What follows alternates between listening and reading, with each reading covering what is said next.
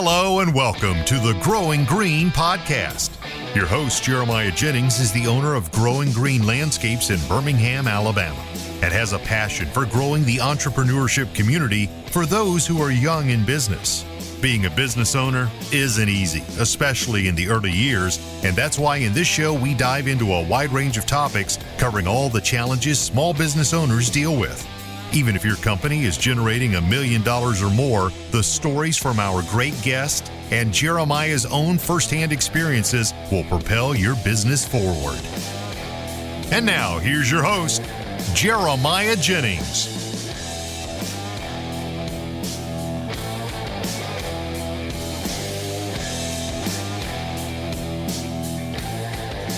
What's going on, everybody? Thank you so much for tuning in to episode today here on the Growing Green podcast. This is your host, Jeremiah Jennings, and I am super excited to come to you today with another fresh new episode for your Wednesday. Hope you guys are doing well. Having a great week out there, crushing it. It has been absolutely frigid, like so cold here in Alabama. It's ridiculous. It's this cold.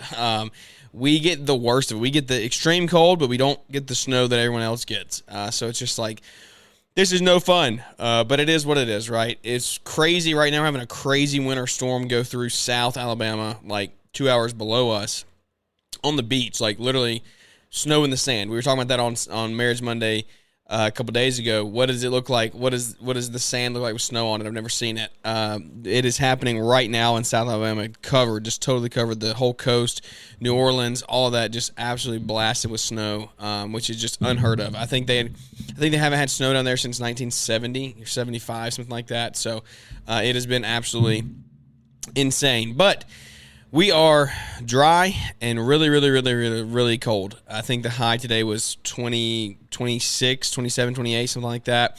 Real feels of, teens, high teens, with the lows tonight will be very low, like single digits low. So it is a great time to be alive, right?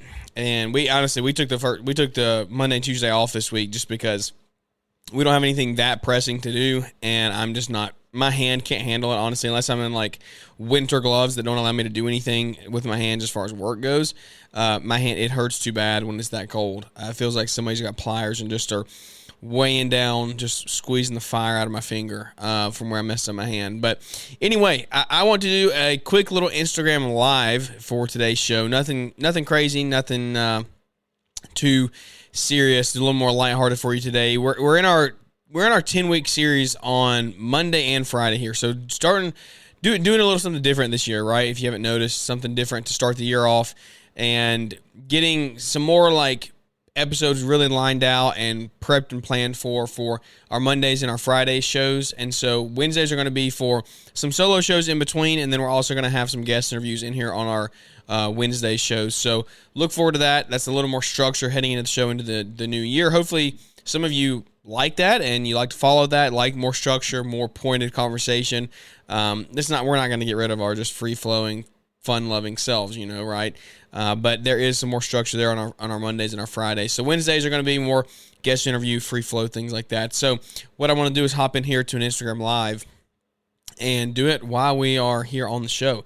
We're already rocking and rolling here on the recording, but just hit live on Instagram, and so we'll see who all pops in here for, I don't know, we'll go 20, 30 minutes or here, something like that tonight. It will be, let's see, what is it? It's 5:50 Eastern time, 4:50 my time. So, I don't know, maybe in the middle of dinner time for some people. Some guys are probably out snowing, but some people are starting to roll in. What's up, guys? I am recording a podcast for tomorrow, and I wanted to come in here and do a little Instagram Live Q&A. I talk through kind of some plans that we have for this year, plans you have for this year. So drop any questions, comments, snide remarks you may have. You can put those in the comments, and we'll kind of go over those and talk about them. If anybody wants to join the show, we'll see if we can rig something up to make that happen. But yeah, it's a good time of year. We are ready to get rolling.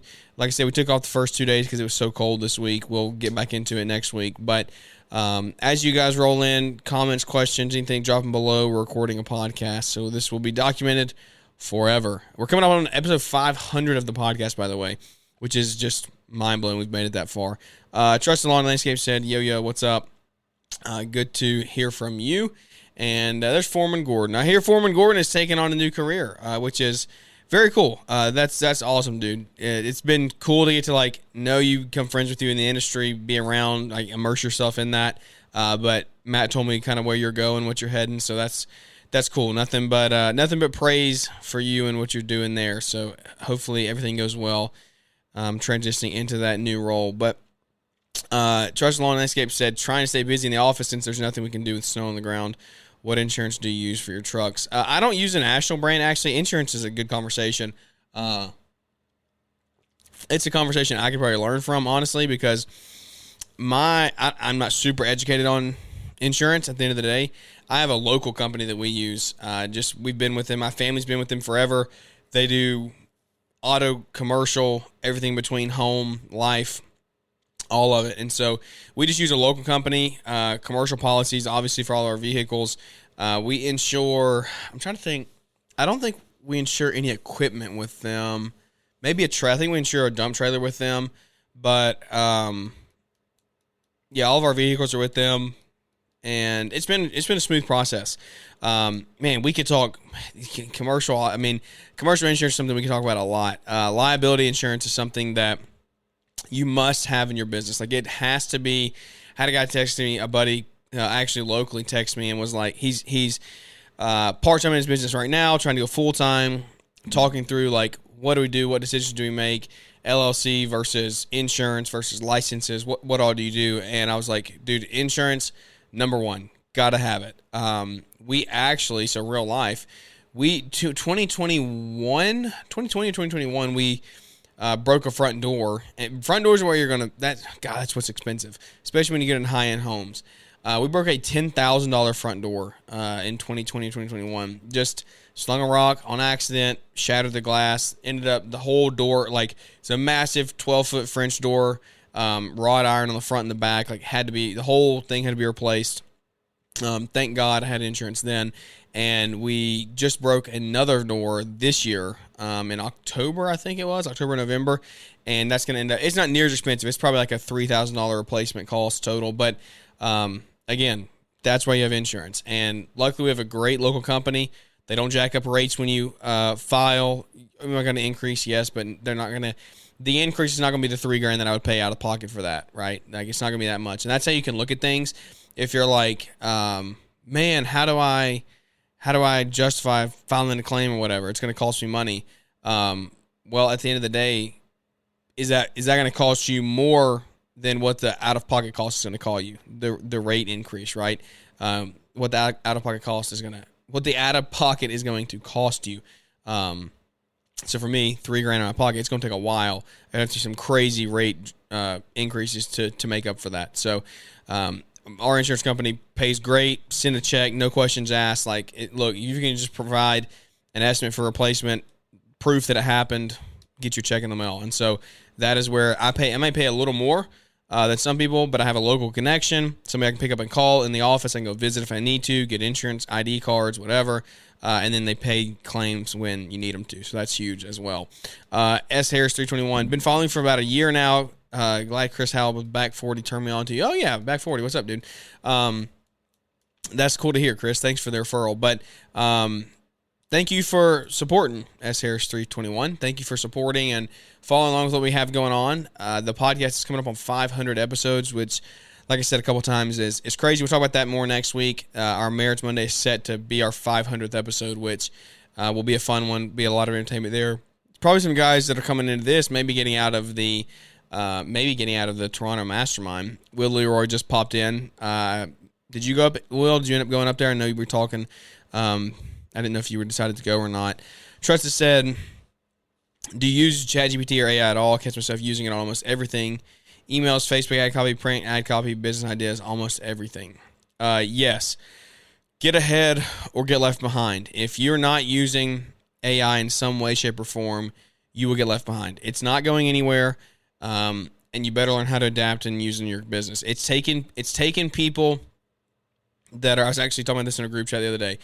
It's taking people that like have average brain cells, below average brain cells, and turning it into potentially being able to write things and do things of someone who has tremendously high brain cells, right? The power that AI has, if you're not catching up and learning and growing and teaching yourself along the way, then you will get left behind. And so it's not going anywhere. I don't think it's going to take everyone's job. I think you just need to know how to use it, and you're going to be able to create, like you're saying, a lot better ad copy, do things a lot faster. Leanscaper that Mark Bradley's building out right now, it's all AI based. It's all AI generated. Like, yeah, there's humans inside of it running the business, but the content and things, that's from Mark's history of years in the business, putting that into AI, and then AI taking it and perfecting it and making it more professional, better sounding, and then in turn giving it back to the community to use. So AI, huge. I personally use ChatGPT. I have the paid version. Paid version gives you much better answers than the free version from what I found. I haven't gotten into many image creations or anything like that. I'm a noob on that. I don't really know much about it as far as the images go. I know you can create images in chat. I've done that once or twice. But as far as like Dolly and all these other ones that are solely photo generation, I don't know that much about them. Travis Lawn Care, how did you know to let your first employee to work without you on the job site? Like, how did you know that he would actually do the work? Oh man, that's a good one. How did I let go of my first one? I think my first time I actually ever did that was when I messed up my hand. I don't know if they had gone out with me or not, but I got my hand caught in a set of hedge trimmers in 2021 and forced me to be out of the field for like 2 weeks, and they just did it. I had been with them for a couple of years, like a year or two at that point. My main guy had been with me, so he knew what to do. It's not to say that things are going to be easy, right? You're going to have trials, you're going to have struggles come along the way that give you hiccups, speed bumps, road bumps, whatever you want to call them. There's going to be blocks in the road that slow you down as you try to scale and get out of the field. The biggest thing that I've learned and that I'm transitioning into now is you must, without a shadow of a doubt, focus on training from the beginning. Like, whatever you do, try to train the best you possibly can. Train them, and they'll scale. Tell them, they'll fail, right? And that's one of the best quotes you can take away. There's 6 people in here, right? Take that away. Or there's 6 people in this live. There's a couple hundred of you listening to the podcast. Train your people, and your company will scale. If you just tell them, you're setting yourself up with the potential to fail. And so that's something that I'm really, really, really focusing on going into this year is proper training, proper delegation, proper things in place so they know, like, this is what you should be doing. There's no questions asked. Anybody off the street, you bring them in, you put them through a training program, they should be able to go on a site and do a job, whether they have any experience or not. And that's just the simplicity of it. You have to manage processes, not people. I'm actually currently listening to the book E-Myth, the Landscapers version, the revised, with Tony Bass and Michael E. Gerber. They, at the end of the day, they talk about in that book, I'm still like halfway through, but what they're in right now is you have to manage the processes, not the people. Because when you manage a process, then you can set that the way you want it, and then the people will follow the process. If you're just trying to manage people, you're never going to get things in order. You're never going to make any traction because people are always going to be different. You're always going to have to tell them new things, and you're always going to have to tell them personally and take your time to do it. So manage the process, not the people. James Reed, what's up, dude? Starting another site in Florida. James, I need to get you back on the show, buddy. It's been a minute since we chatted last, but hope Christmas lights went good for you. James is over there, road to 100 MS. 100 mils. James doing great things. How I did it was I let them finish cutting the last 2 lawns, and then at the end of the day went back and checked them up. That's not a bad idea. You work with them all day, make sure they're in the groove, you let them cut the last 2, you dip out, and then you go back and quality check. The second biggest thing with training is quality checking, right? Like, we sacrificed on some quality this year because my time was in so many different areas. That's a bad thing. We lost some accounts from it. I learned from it personally. Everybody in here probably has, right? You've lost accounts. Things have happened, and that's just because at the end of the day, you have to keep up on quality. And as you grow, quality is one of the first things that's going to go. And so make sure when you do that, to manage them and keep up with it. So, James, if you're in here, if you're still in here, you got a minute, I'm happy to bring you in and talk about this a little further. James is giving some good insights on managing employees. Like I said, he's running 2 locations now, and so he's got one in Florida. He's in a different state when stuff is going in, much less not on the site. Travis Lawn Care, what are the best 3 books to read? Just read Buy Back Your Time, an amazing book. Oh, man, it is Buy Back Your Time is definitely a top one there, 1 or 2. I think at the end of this book, the E-Myth Revised, the Landscape Edition, I think that the E-Myth may be my second favorite. The stuff I've learned and just taken away so far is really, really good info. It's so landscape specific, hearing Tony talk about his personal journey in business, and we're really getting into meat and potatoes of like training managers, hiring managers, putting processes and things in place. We're getting into that now at the point of the book I'm in, and so I'm excited to hear the rest of it. That's a good one. If you're wanting to learn like money management and just like investing in things, Rich Dad Poor Dad's a good one. Just getting like your finances in order, learning how money works, because as you grow your business, you have to realize that like you got to make money work for you. You don't work for money. And that is how poor people stay poor, is they go to work for money. And so when you have your money, make your money work for you in the best way possible. I think those would be probably my top 3, honestly. Or How to Win Friends and Influence People. How to Win Friends and Influence People is a really, really, really good book that I think should be mandatory high school reading. I read it coming out of high school into my early 20, 21, something like that. Changed my life, changed the way I look, changed the way I talk to people, all those things. Totally different because of that.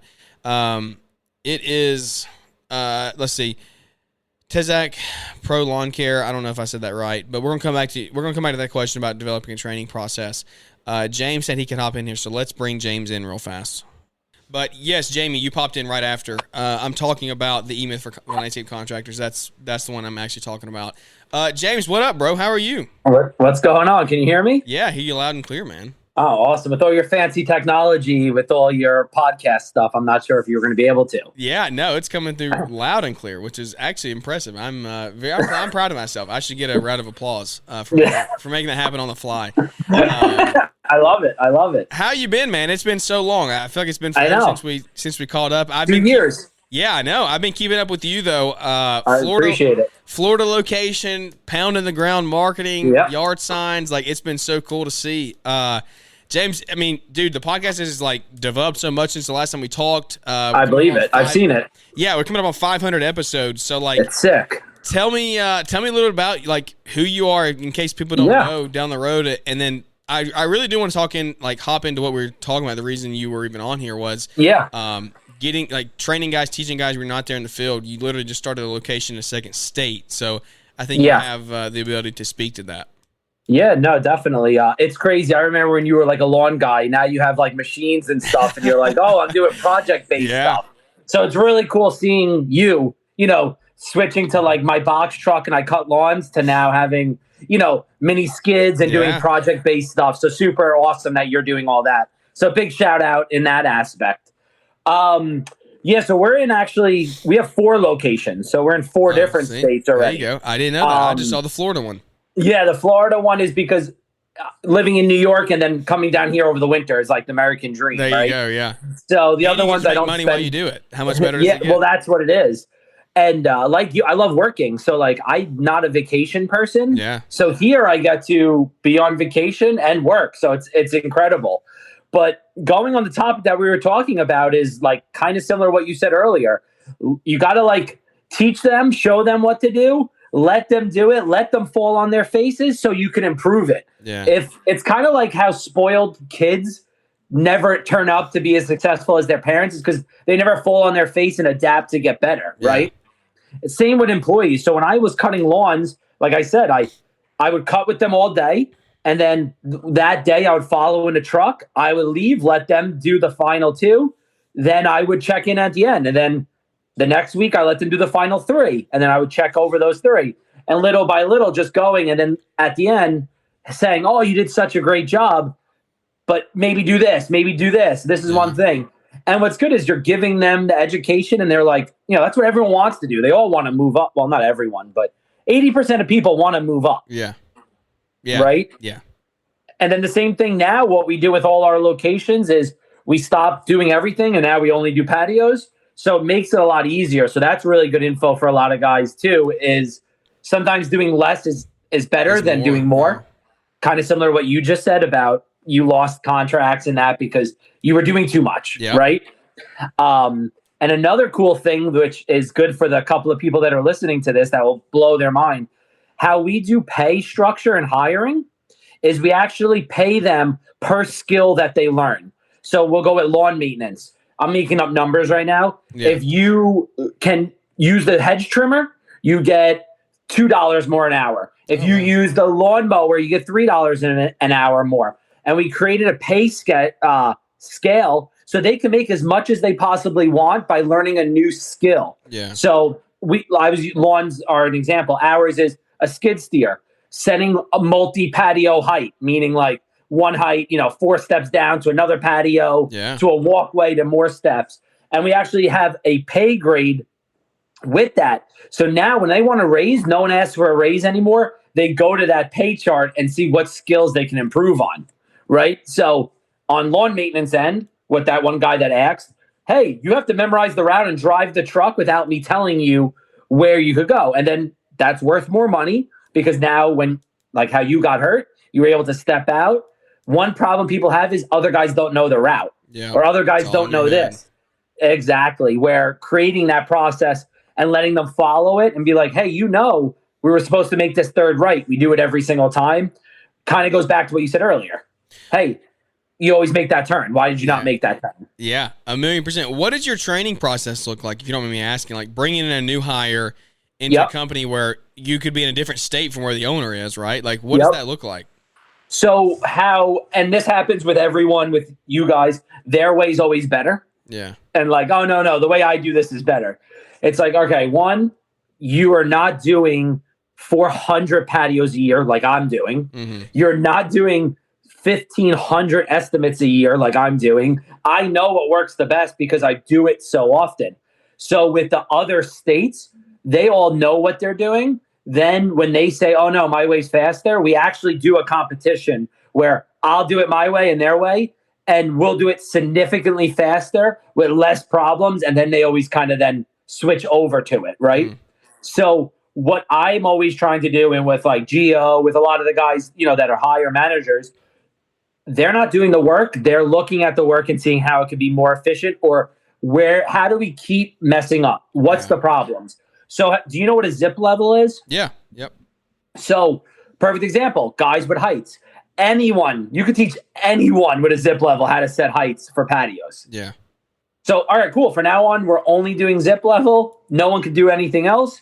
Oh, no, I do a string line and measured. Like, bro, that's so inconsistent because if you're not there, I can't FaceTime that person and tell them how to do it. Yep. With a zip level, set it at 0, go out 20 feet, set it at -2, mark the pin and keep it going. Yep. So that's how we kind of figure it out. And what we do is we set everything up. So like I'll use patios, for example. We use a zip level, and then every guy knows you measure down 7.5 inches from that string line that you made on the zip level. When you hit that mark, we set up like 2x4s, and that's our screed bars to make sure the heights are always perfect. So a lot of guys use, what is it called? Like the pipes? Yeah, I don't even know. Yeah, like the iron pipes, yeah.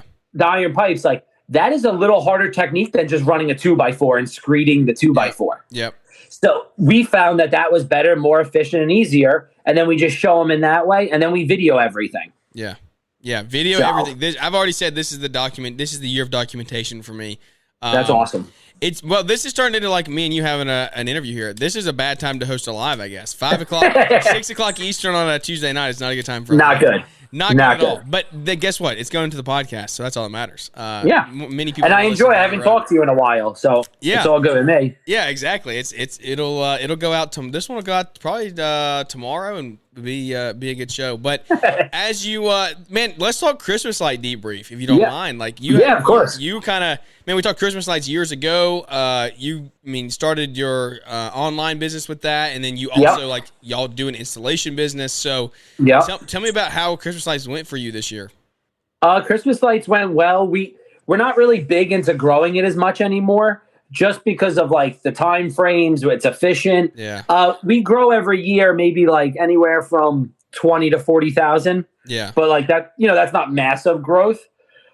Only reason is we're busy with other things, with other, like going back to what I said earlier, we rather spend a little more time focusing on affordable patio than spending all the time and energy on the Christmas lights, because something's going to give, right? Something's got to give a little bit. Yep. So the Christmas lights went awesome. People are blown away how efficient we are. We did 400, maybe 400, 412, somewhere around there in revenue in 3 weeks in Christmas lights. That's insane. Yeah, and people are like, I don't know how you do it so fast. Yeah. It's the blueprints, the setup, like everything we do is just very, very efficient.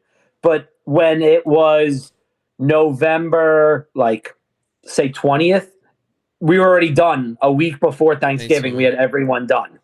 Did you take on new clients after that, or were you like, now we're done? Yeah, so we don't do any marketing. So yeah, it's just yard signs and friends or whatever. Yeah. The reason we don't do the marketing, a lot of people don't know how much it costs. Yeah. And it's a waste of time. So yeah. Versus when it's a referral, like they say, hey, I'm paying $2,000. Yeah. Like, if you're okay with that, give them a call. It's not $500. Exactly. Right. So yeah, we did LaGuardia Airport, which is like one of the. Yeah. So that was only because my friend who was in the industry is like, hey, I can't, like, how are you already done? He's like, do you want this? I'm like, yeah, sure, we'll do it. And he's like, yeah, it's so crazy how quick you do everything.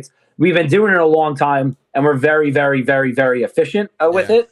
In the aspect of, we have a shop with mechanics in it.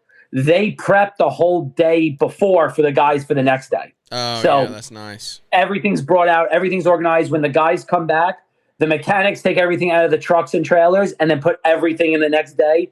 Check the inventory to make sure there's enough bulbs, enough this. So the guys the next day just show up and they have everything to rock. One tip is we film every single house. So then the night before, the guys get the list of all the houses with videos, so they're seeing how they're doing it. They have the blueprints to go on it. So it just makes it really, really, really efficient. And another thing we do is each one has a role. So we have a connector who only does the jumpers, the males, the females, the extension cords, and the timer. That's all he does. Then we have the roof guys that only do the roofs. And then the ground guys that are doing anything like lower in that aspect. Yeah. It just helps it because it's like that guy did the hookup. Like that could only be on him. And another thing is we pre-make all the lights and put them in the garbage pails. Yeah. So we make, like, I know you made like that little holder contraption. No. It was a tamper, right? It was a tamper. That's all it was. Yeah, you made that fancy contraption of a tamper. Yeah. What we do is we actually on rain days make it and fill up the green pails and have them pre-made so the guys just pull them up. So do you use only gutter clips for everything then? No, we do roof and gutter. I don't like doing gutter for everything because then some are up, some are sideways. Correct. I don't think it looks right. So how do you? So you just do you switch the clips out? Or no, we'll cut it and put a male and a female on it. Yeah, but I'm saying, but you don't know your exact. I mean, do you know your exact? You're not going to know your exact measure till you get out there. So we have the full bucket of gutter, full bucket of roof. So you just connect at all when you go up to a shingle. Okay. And then they just cut it. So you're and saying, then switch it. Oh, that's interesting. Okay, so you've done this. So you have proof, or you think that it's faster and more efficient to have that all pre-made and just cut it and do connectors as opposed to building it there. Yeah. Oh yeah. So much faster. If you're transitioning from gutter to shingle. By just cutting and then using the other bucket. But why I like that as well, for install the next year, it makes it faster because all the gutters on the face. So anyone that grabs anything, like even though it's the blueprints, but if we show up with 5 guys, like obviously anything that's gutter is going to be on the gutter and anything on the roof. Yeah. It does make install a lot easier. Yeah. You just kind of know. So you just bulk. I didn't think about doing it that way. You just bulk make both sets. You bulk make shingle, you bulk make, and you just connect everything instead of doing one long strand. Exactly. Yeah, but it's still like one long strand because say it went gutter with a little dormer over the door, we'll just unscrew the 10 roofs. Yeah. And if you're doing a full like ridge line or something, you'll just cut and redo. Yeah, that's interesting. Okay. And what's also nice, and then what's also nice about it, which you probably face, is when you have the the roof and the gutter, you start at that corner. Yep. And because if you don't, then it's like always short. So that helps us too. Obviously, that's the corner piece. Like put those two on, and then everything will line up. Because the worst part is when you don't, and you're like, wait, how am I 2 feet short over here? And it's just that much short, but you got to move every single strand. Yeah, just because your placement was off a tiny bit. Yeah. Or like, oh, does this start at the end of here or up? Like, that's why it really helps. And then male and female, and then just put a piece of tape to hold those connecting down. So when you pull them down. Yeah, that's what we did. We did that a lot. We taped a lot of our connections this year. And we also, when we took down, we marked from the left of every house. So like every left bulb is right. Marked. Yep. So we know next year, like, look, this is start on the left. Everything else will go in order from there. So yeah, so we go left to right, bottom up, and we label 1, 2, 3. So one's always the bottom left, two would always be the bottom right, and just helps organize going up in that aspect. Yeah. Plus, we have the blueprint.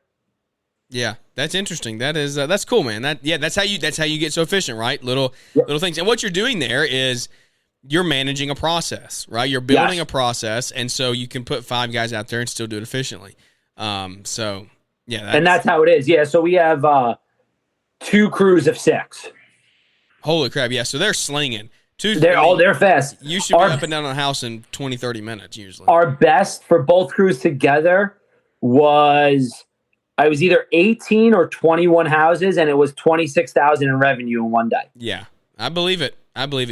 There is power in numbers in the Christmas light thing. Like if you can, and guys that are not afraid to climb. If you can get multiple guys up on the roof that can climb, then you're in good shape.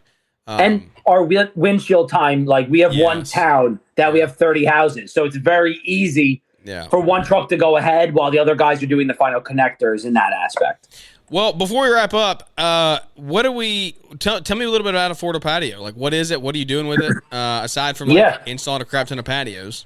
Yeah. So Affordable Patio is our national company that we're looking to build and then eventually sell.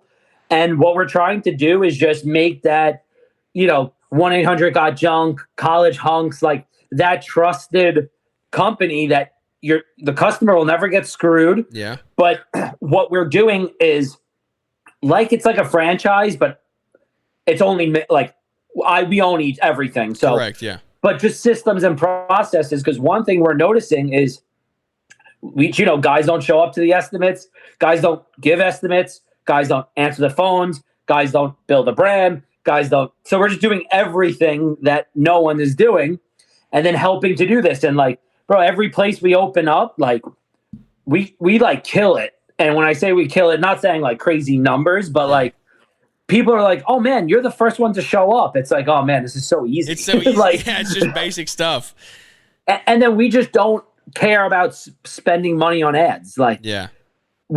We spent in one location $120,000 on ads, just in ads, not including all our marketing in-house that our company Patio SEO does. That was just a Facebook and Google was $120,000 just in one location. So if I opened up in your area, this is what people get nervous about. First month, I dropped $10,000 on ads the first month. Right. So guys are like, how do you spend that? It's we know the return. For example, so if you can really quickly go back to the beginning of you doing that, right? This is we need to come back and have a deeper conversation in this. Go back to your first $10,000 you spent in ads, right? How did you pull that trigger to say let's spend $10,000 on ads? And how are you doing it effective? What kind of returns are you seeing? I mean, there's power in numbers, right? You spend more money, you're gonna get more ads, but how do you do that effectively without just throwing money away? So the biggest thing for anyone who's listening that's going to hear this, you got to track the data. So let's just use this for example. Only reason your car is overheating is because you have a temperature gauge or smoke's blowing out of the hood, right? Yeah. It's either one of the two. So what we do is we track everything. So when they call, we built our own software. When they call, the girls in the office can't go to the next step unless they ask the client where it's from, where they came from. Oh, you're from Facebook. Oh, you're from this, your yard signs, whatever it is. Then what we did is we know how many estimates we do. Then when we do the job, we put it back. So we know, okay, cool. We did 5 estimates. We got 2 from Facebook. Then we calculate how much revenue and how much net profit it was. So the reason I could spend this much money on ads is because like it's really simple when I'm looking at the data. Yeah. So, for example, one location in New York, we did 512,000 in revenue from Facebook ads, and we net after everything was like 82,000, which obviously that's not bullshit. That's like 13%, 14% net. Yeah. Like, you know, like that's the net after paying the ads, paying my salary, everything. So like, awesome. What is our conversion rate on Facebook was lower. There's a lot of people that just aren't even doing the job. Yeah. Versus like Google. All right, so it was 15%. So it's like our close rate was 15% on Facebook. Well, it's very simple because it's like, wait, every $1,000, I'm making this up, we're getting 5 estimates, and on 5 estimates, we're going to get 1.5 jobs. Our net on 1.5 jobs is going to be a minimum of 1,500 on the job, like minimum. Yeah. All right, well, every $1,000, I'll net minimum $500 minimum. Yeah. You get one job, you make 10 grand on. I'm just saying, like, the worst. Numbers don't lie. Yeah. Yes. And that's all I do is we just follow it. And it's like, this one didn't. So yard signs, listen to this. One location, we net profited $36,000 from fucking yard signs. So you saw on my story today, I'm out in the rain.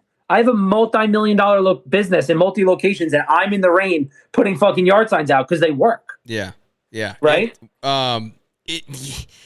You know what that proves is I like Alex Hormozy, and he talks about this a lot, paid ads, all those things. He's very, very data driven, and you're reinforcing what he says all the time. It's like people are nervous, guys. You're nervous to not spend the 10 grand because you don't know the data behind it. And you're not going to do the work it takes to track the data behind it. And that's the problem. At the end of the day, is like when you track the data and you know the data, numbers are numbers. Numbers do not lie. Math is math. And so you just have to keep up with it. And that's exactly, and that's the biggest thing. Like, oh, well, that makes sense, James. Yeah. If I'm making this up, 40 grand to Facebook and it gave me 550,000 in revenue, of course I would do it. Yeah.